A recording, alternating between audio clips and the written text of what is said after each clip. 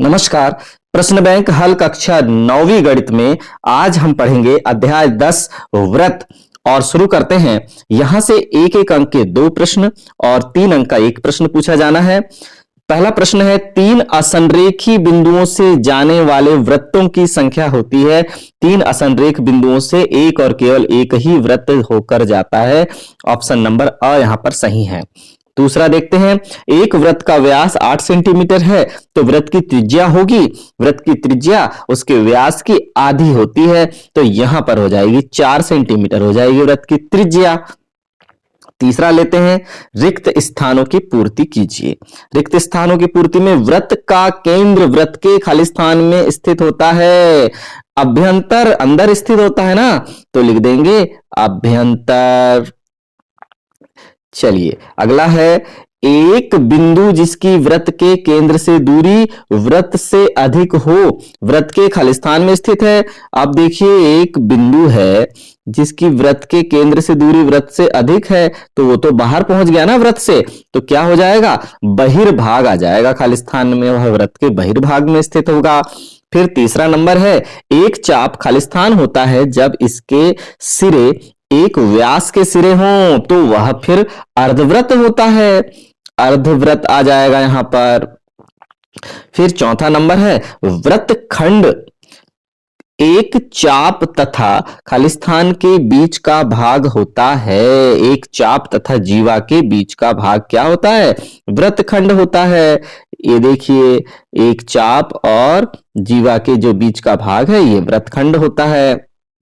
Number 5 है, वृत्त की सबसे बड़ी जीवा वृत्त का खाली स्थान होता है।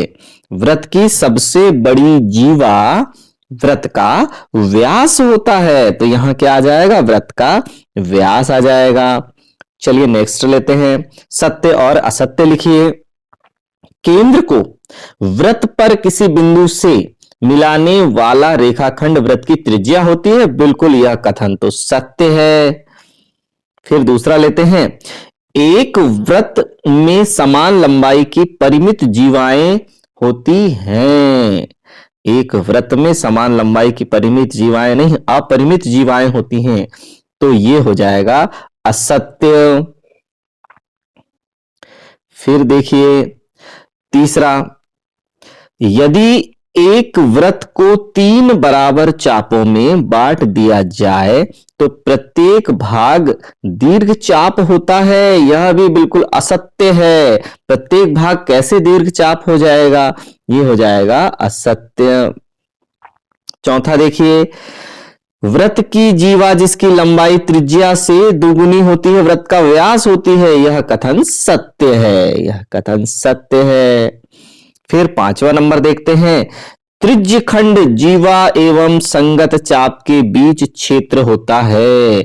जीवा और संगत चाप के बीच का क्षेत्र तो वृत्त खंड होता है, जबकि त्रिज्या और संगत चाप के बीच का क्षेत्र त्रिज्य खंड होता है, तो यह कथन असत्य है।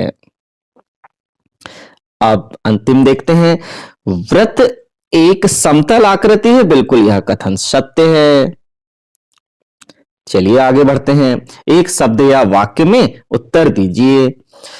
एक वृत्त जिस तल पर स्थित है उसे कितने भागों में विभाजित करता है, 3 भागों में विभाजित करता है। कितने भागों में विभाजित करता है, 3 भागों में। अभ्यंतर, वृत्त और बहिर्भाग, 3 भागों में विभाजित करता है। फिर देखते हैं, उस जीवा को जो वृत्त केंद्र से होकर जाती है क्या कहलाती है, वृत्त का व्यास कहलाती है। वृत्त का व्यास कहलाती है। वृत्त किसे कहते हैं, एक निश्चित बिंदु से, ये देखिए, किसी बिंदु से एक निश्चित दूरी पर अनंत बिंदुओं का जो समुच्चय होगा इसे हम क्या कहेंगे, वृत्त कहते हैं। फिर चौथा नंबर देखिए, यदि 2 वृत्त परस्पर 2 बिंदुओं पर प्रतिच्छेद करें तो उनके केंद्र उभयनिष्ठ जीवा के लंब समद्विभाजक पर स्थित होता है अथवा नहीं। बिल्कुल लंब समद्विभाजक पर स्थित होता है, तो यहां हम लिख देंगे हाँ।